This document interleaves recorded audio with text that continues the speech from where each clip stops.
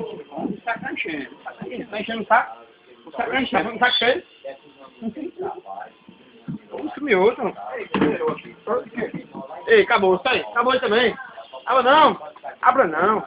Acabou isso aí. Almoço. Já é.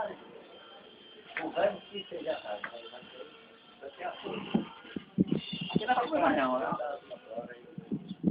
Aqui não vai comer mais não. Ficou mais duro que... Varejeiro e tudo. Foi. Leva os cachorros em casa. É. Essa sopa de 6 horas. Bichinho. A sopa. Dá uma chegadinha. Não, o bichinho come, é só cortar devagarzinho. Tem ver que eles comem. Mas eu tô falando que o Bob, ele não come mais, tem que cortar agora. Perdeu os dentes, desafio. É ficar demais. Sabe, ela disse que viu os dentes andando e pisou. Sabe o que é? Minha mãe gosta das calças. Mas Fabiano tá não, Fabiano. Aí que ela pisou os dentes do cachorro. Cai, não sabia. Fabiano.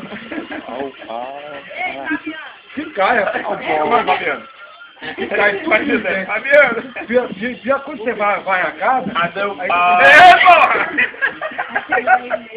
Tá. Aí é bom pra mim. Cadê o pau? Cadê o pau? Cadê o pau?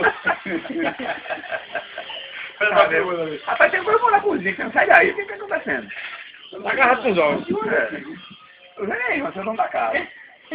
Ah, não. Cadê o pau? Não, aqui tá Cadê o pau? Aqui tá em família. Frescura. Quebrou. Agora quebrou.